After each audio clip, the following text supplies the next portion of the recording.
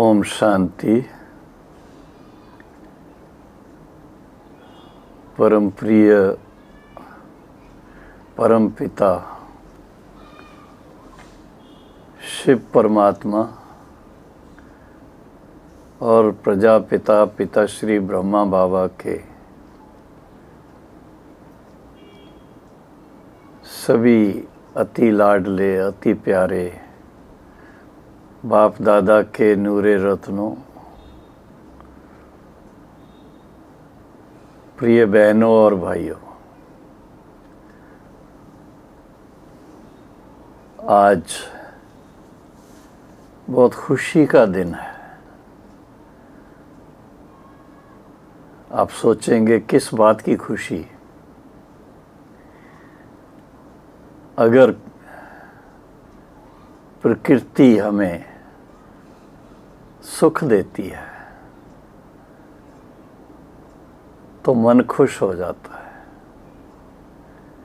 बहुत तीखी धूप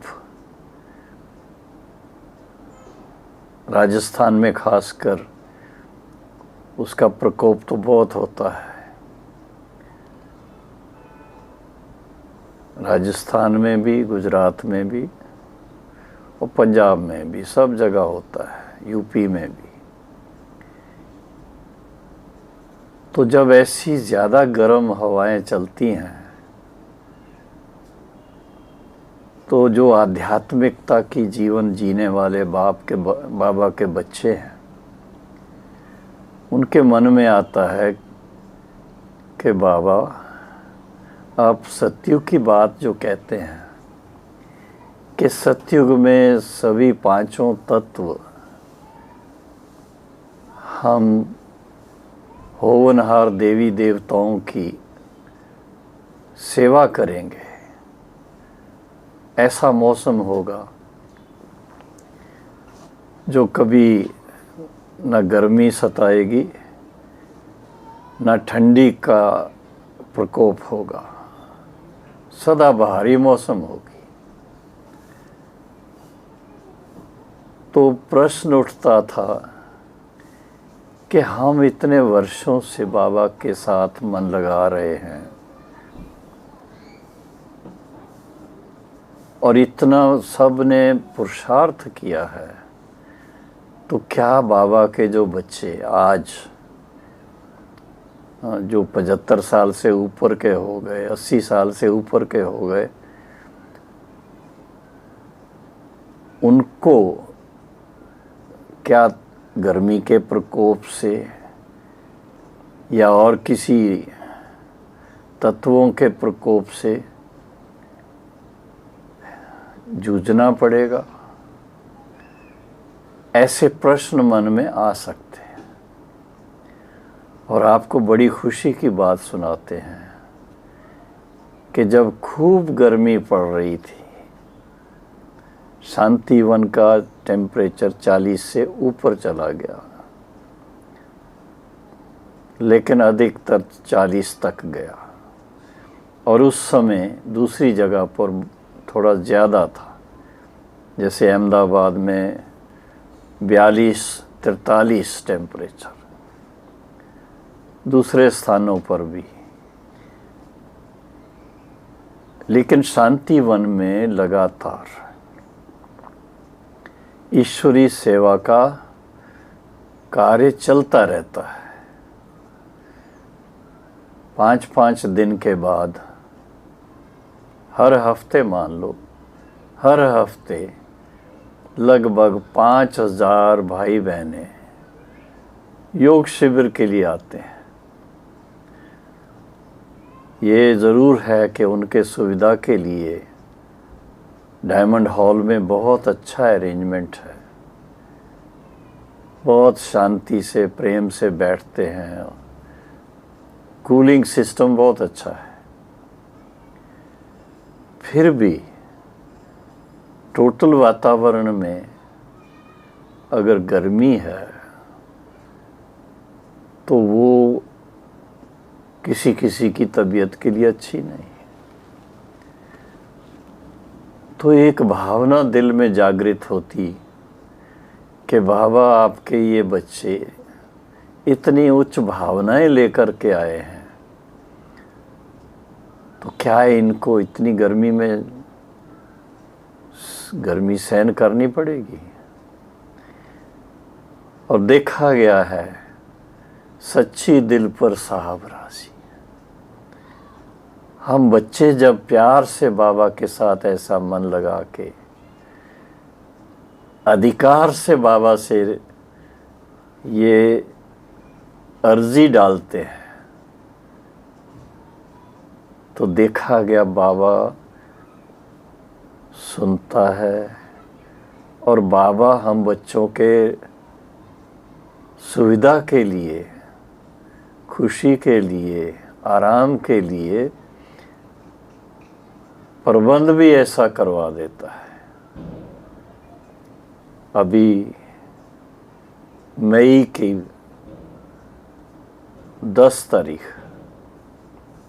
आज 11 तारीख है, 10 तारीख मई के 10 तारीख कभी कोई सोचेगा नहीं कि माउंट आबू में या शांतिवन में, आबू रोड में बादल आएंगे, बिजली चमकेगी, बादलों की गर्जन होगी।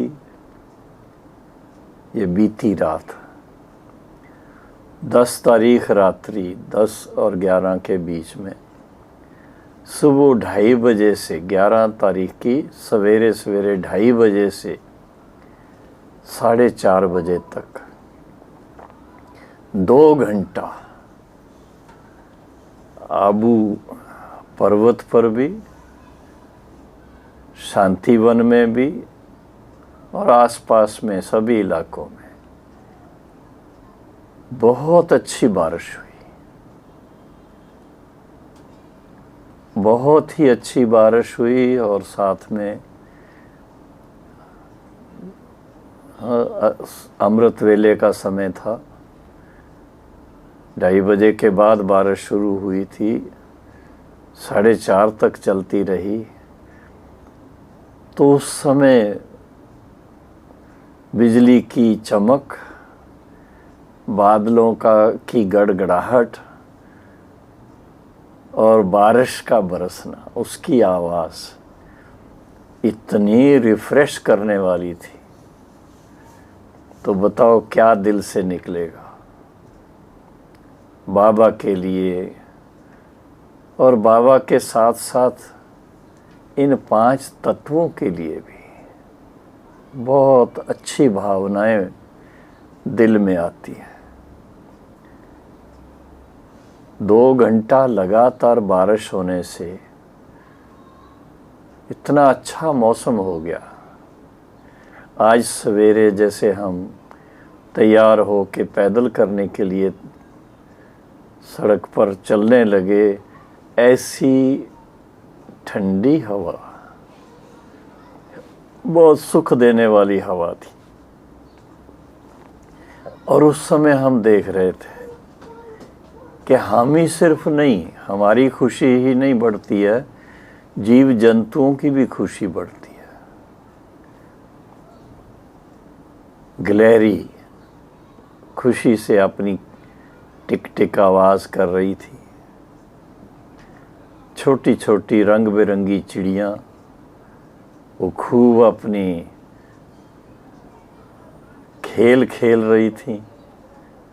बुलबुल वो भी अपने ढंग से बहुत अच्छी आवाज़ कर रही थी, उड़ रही थी इधर से उधर, उधर से उधर।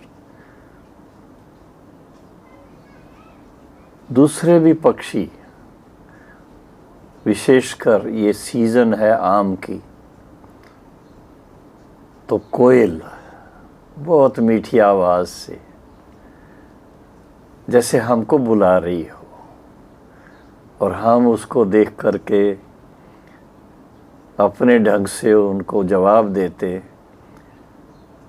तो देखा गया कि हमारे वाइब्रेशन भी उनको पहुंचते हैं, और उस हिसाब से हम अगर चाहते हैं कि और वो आवाज़ करे तो करती है, और अगर हमने सिर्फ उसका जवाब दे दिया तो सुनने के बाद 2-3 बार वो आवाज़ करके फिर शांत हो जाती, जैसे कि उसको जो चाहिए वो मिल गया।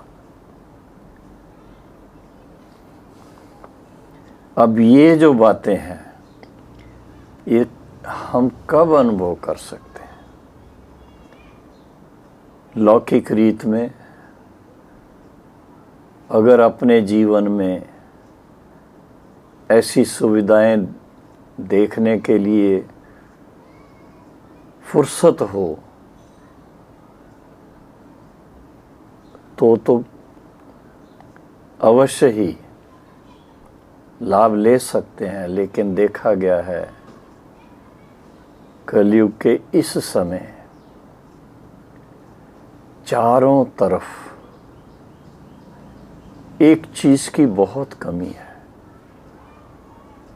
और वो है समय की मारामारी। समय नहीं है।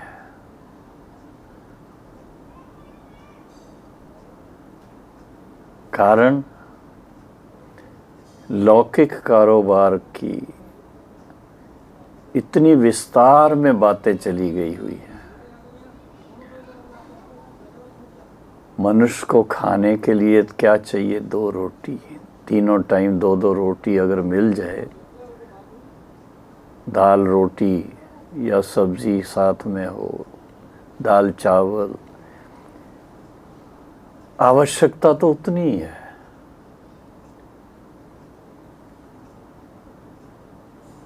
और उस बात को सामने रखते हुए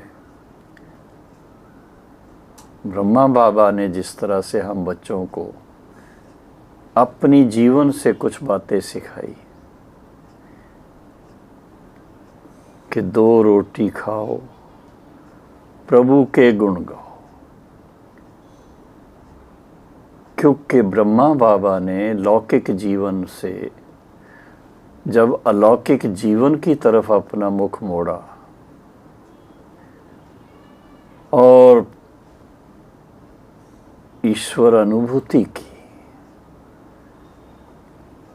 आत्म अनुभूति की, उस अनुभव के आधार से आत्मा को फिर से आध्यात्मिक ऊंचाइयों में ले जाने का संकल्प किया, उसके लिए जो योग्य अभ्यास है सहजराज योग, जिसका वर्णन हमारे श्रीमद् भगवद गीता में है कि योग से कर्मों में कुशलता आती है। कर्मों में कुशलता आती है तो जो कर्म करेंगे वो बीज बोते हैं जैसे, और उस बीज बोने से हमको उसका फल मिलता है, और वो सुख ही सुख मिलता है।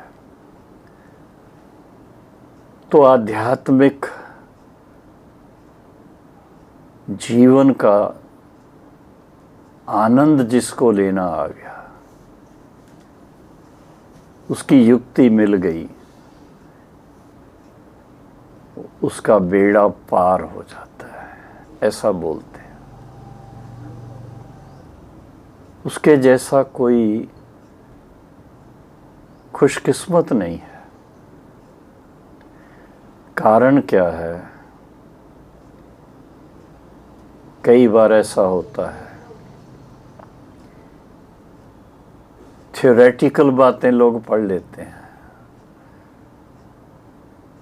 टीवी पर सुन लेते हैं, रेडियो पर भी सुन लेते हैं, आजकल और भी कई साधन हैं जिससे सुन लेते हैं, बहुत अच्छी बात है, और सुनने के समय उनको बहुत अच्छा लगता है।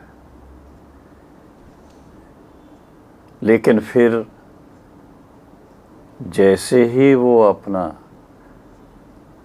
स्थान परिवर्तन करते हैं तो ऐसा लगता है कि वहाँ की वहाँ रही, वो सुनने की बातें जैसे वहीं ख़त्म हो गई। और कारोबार में जाने से वो भूल जाता है,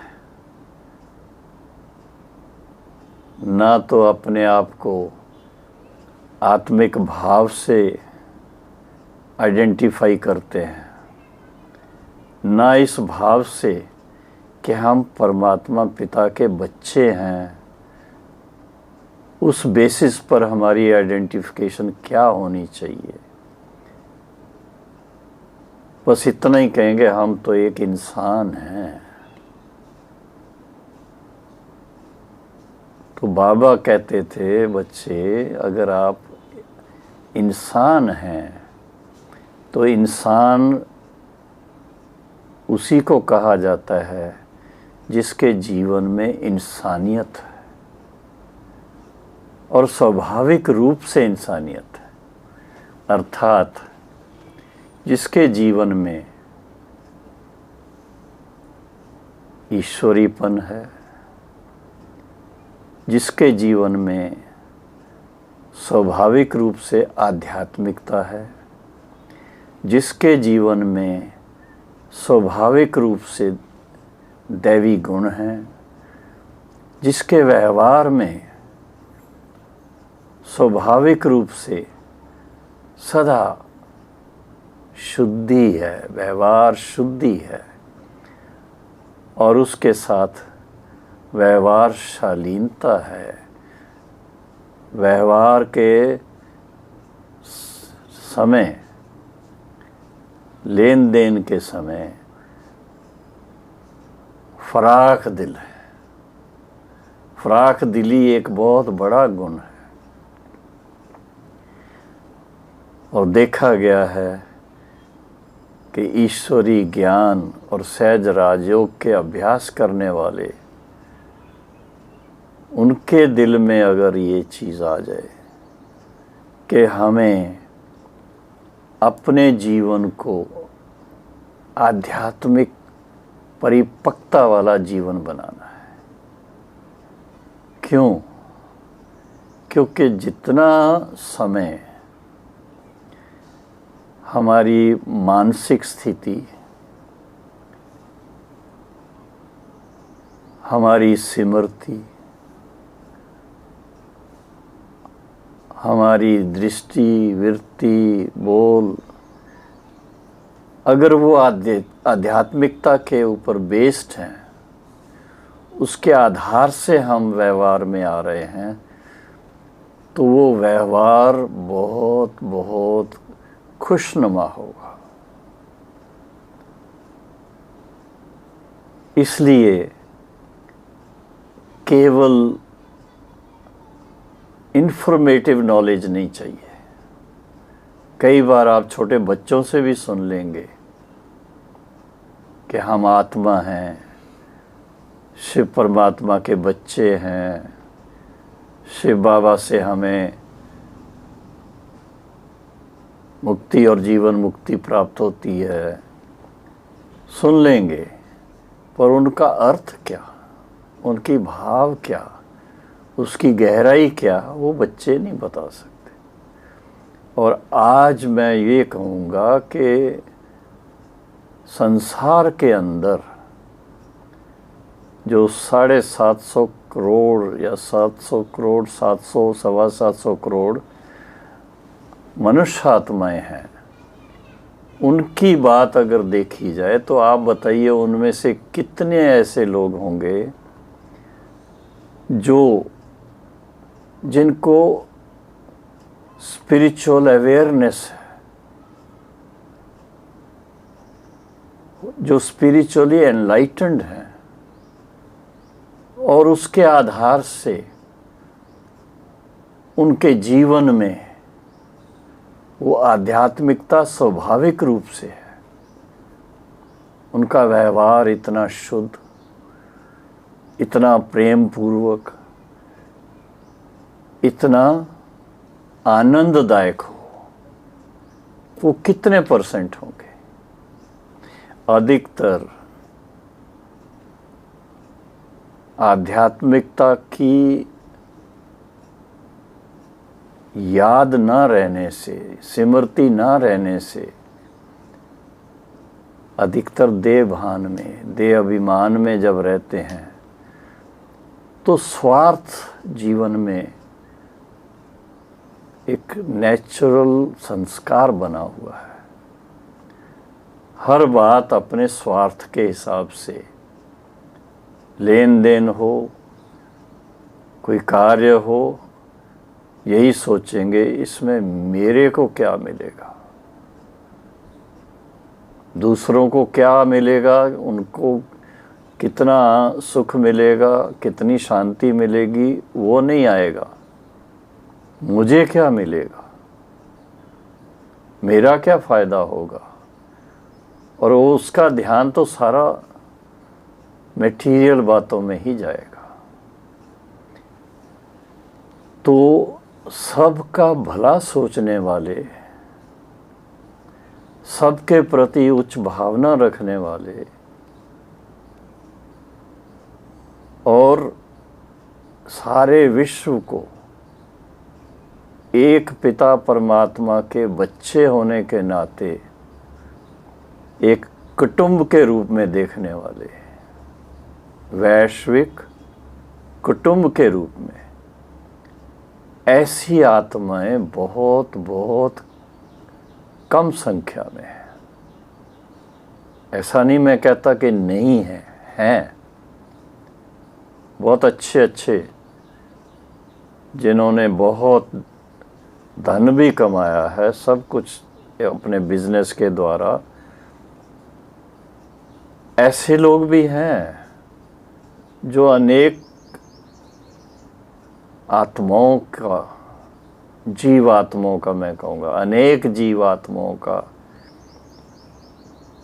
जिनके पास धन की कमी है, जिनके पास स्वास्थ्य की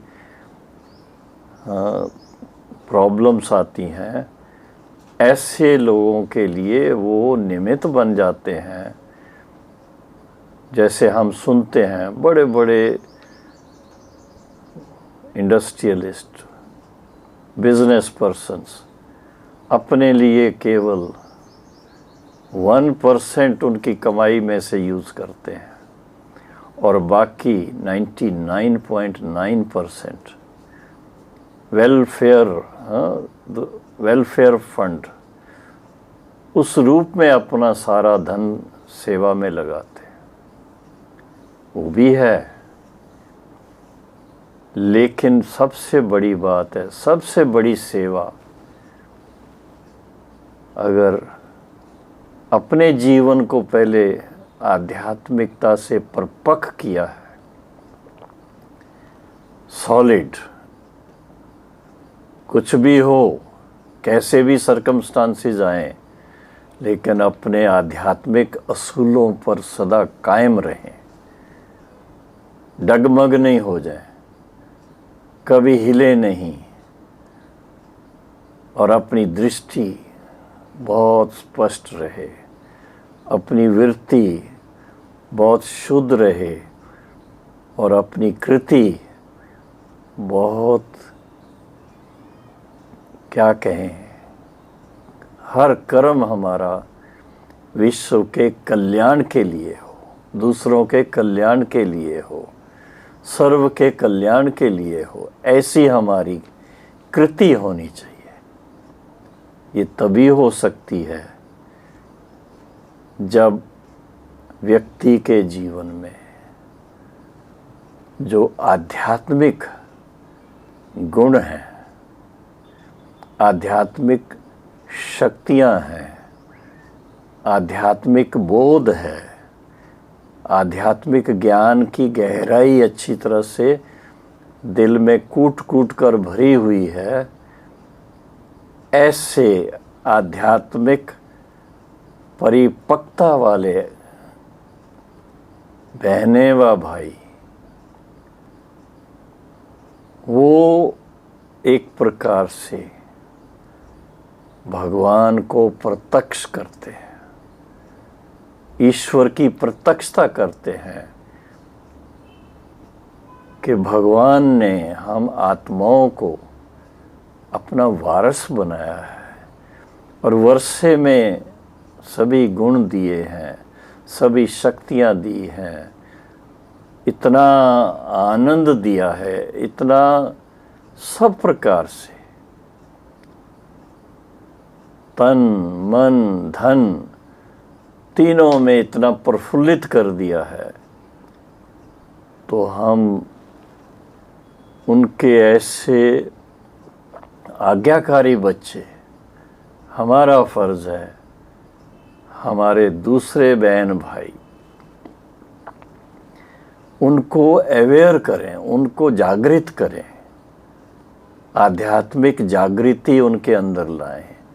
जागृति लाएंगे तो उनको पता लगेगा कि आध्यात्मिकता का एक इतना सुंदर एक सब्जेक्ट अपने जीवन का है जिसको हमने अभी तक इग्नोर किया हुआ है, और अभी हम उसको अच्छी तरह से अध्ययन करें, उसका अभ्यास करें और उसकी गहराई में जाएं और उसको अपने जीवन में अप्लाई करें। सिर्फ थ्योरेटिकल नॉलेज नहीं चाहिए, प्रैक्टिकल उसकी एप्लीकेशन करके उसका आनंद लें, उसका फल देखें क्या है, और फिर उसके बाद आप देखेंगे कि जितना जितना हम अपना फोकस उसके ऊपर रखते हैं उतनी दृढ़ता बढ़ती जाती है, उतना हमारे अंदर शक्ति बढ़ती जाती है, और जितना शक्ति स्वरूप हमारा आध्यात्मिक शक्ति स्वरूप बढ़ता जाता है उतना देखेंगे कि आध्यात्मिक परिपक्वता जो है वो स्वाभाविक बन जाती है, उससे कभी कोई डगमग नहीं कर सकता। हमारे एक बुजुर्ग, बहुत साल पहले की बात है, क्या कहते थे, भाई आध्यात्मिकता को जीवन में लाना इतना सरल नहीं है, ये तो एक प्रकार से तलवार की ढाल पर चलना है। बात उनकी बिल्कुल ठीक, लेकिन फिर इसके साथ में शिव बाबा ने ब्रह्मा बाबा के द्वारा ये भी बात कही हम बच्चों को कि बच्चे, मैं सहज ज्ञान सहज राजयोग की शिक्षा आपको देता हूँ, आप सिर्फ बहुत ध्यान दे करके अटेंशन से उस शिक्षा को समझने की कोशिश करो, समझ करके उसको उसकी एप्लीकेशन करके देखो, अपने जीवन में अप्लाई करो, और फिर देखो कि आपके जीवन में जो आप चाहते हैं कि हमारा जीवन सदा शांतमय रहे, सदा सुखी रहे, सदा संपन्नता हो हमारे जीवन में, वो प्रैक्टिकल अनुभव होता है।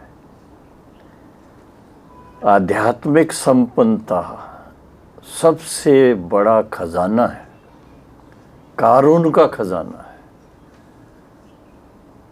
जितना जितना कोई आध्यात्मिक संपन्नता अपने में लाने का पुरुषार्थ करता है, वो लौकिक जीवन में भी बहुत सफल होता है। हमारे सामने ऐसे बहुत से मिसाल हैं।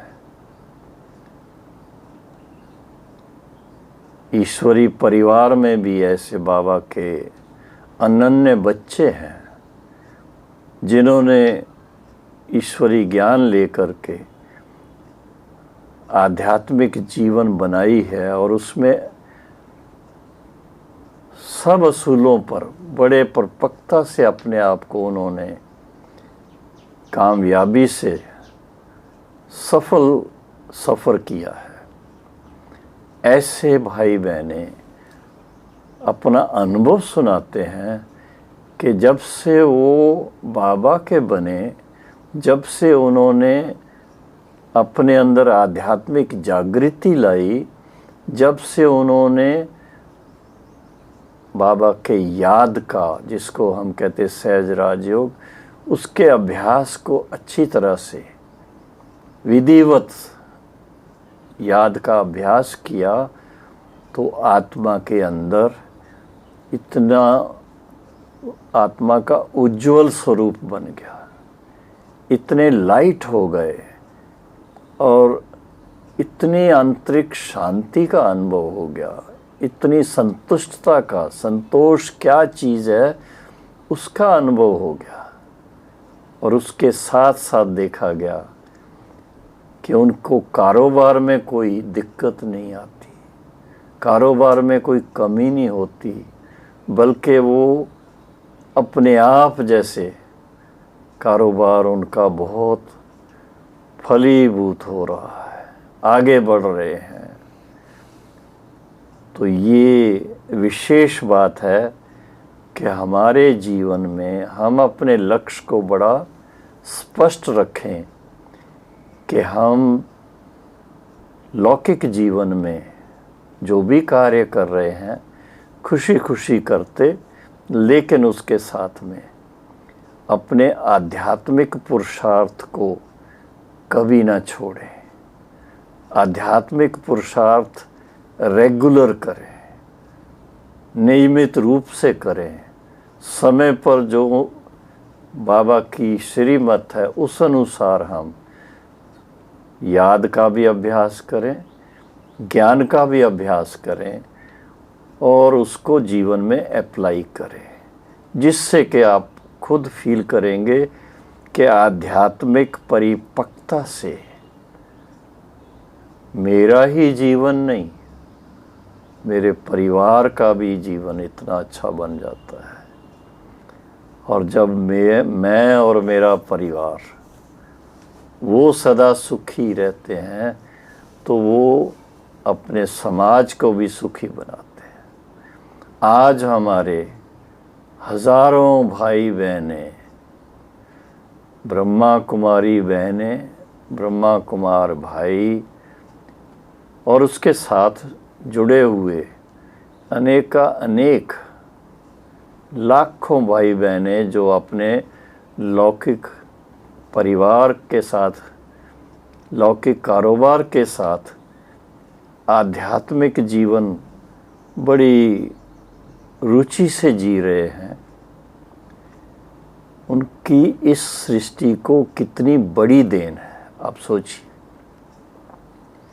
उनके पवित्रता के प्रकंपन इस सारे संसार को ऐसी मदद कर रहे हैं, इतना श्रेष्ठ बनने के लिए सबको जैसे जागृत कर रहे हैं। और फिर इसके साथ में ये भी कहेंगे कि उनका भाग्य बहुत ऊंचा बनता जा रहा है, मांगने की ज़रूरत नहीं है। बाबा ने तो देखो कितनी अच्छी बात की, अरे आप बच्चे किसके बच्चे हो? भगवान के बच्चे, शिव बाबा के बच्चे हो। तो शिव बाबा सारे विश्व की आत्माओं को जो कोई भी मांगता है उनकी वो सभी इच्छाएं पूर्ण करने वाले हैं। तो आप बच्चों की सीमित आशाएं हैं, सीमित इच्छाएं हैं, क्या बाबा उसको पूरा नहीं कर सकता? करता है, कर रहा है। मैं तो यही कहूँगा, हर तरह से कर रहा है। तो हमें इस बात को पहचानना है कि हम बाबा के आज्ञाकारी, वफादार, फरमाबरदार, सेवाधारी बच्चे बन के रहें तो सदा ही आध्यात्मिक परिपक्वता में संपन्न होंगे। और फिर इसके साथ में प्रकृति दासी बन जाएगी। प्रकृति दासी बनने का भाव क्या है? मांगने की ज़रूरत नहीं रहेगी। जैसे देवताओं के लिए मशहूर है कि देवताएं संकल्प करें, जैसा वो चाहें प्रकृति फट से उनको अर्पित करती है। इसी तरह से आध्यात्मिक संपन्नता से प्रकृति जीत भी बनते हैं और प्रकृति पति भी बनते हैं, दोनों बातें। तो अभी अपना लक्ष्य कि हमें आध्यात्मिक जागृति अपने में लानी है और उसकी गहराइयों में जाना है, उसको अच्छी तरह से अध्ययन करके उसके आदि मध्य अंत को समझ करके उससे क्या क्या लाभ प्राप्त होते हैं उसको जान करके अपने अंदर आध्यात्मिक गुणों की, आध्यात्मिक शक्तियों की, आध्यात्मिक सेवा की परिपक्वता लानी है। ऐसी जब भावना से हम अपना जीवन ईश्वरीय सेवा में समर्पित करके चलेंगे तो क्या कहा जाता है, लोक परलोक दोनों सुहेला। अभी भी लोक में है तो सुहेला, और फिर परलोक में भी शिव बाबा के बिल्कुल पास जाकर के विराजमान होंगे। और फिर बाबा कहता है, बच्चे आपने इतना जो दिल से पुरुषार्थ किया, आध्यात्मिक परिपक्वता अपने जीवन में लाई, उसका फल बाबा आपको देता है सतयुगी जीवन में। आप डबल ताजधारी देवी देवता के रूप में अपना 21 जन्म के लिए सदा सुखी रहो। ये वरदान भगवान से हम बच्चों को मिलता है। तो सभी बाबा के स्नेही, सहयोगी और पुरुषार्थी आत्माओं को बाबा का ये विशेष वरदान प्राप्त होना चाहिए। और उसके लिए, वरदान प्राप्ति के लिए योग्यता चाहिए, अपने अंदर आध्यात्मिक परिपक्वता लाएं बस। ओम शांति।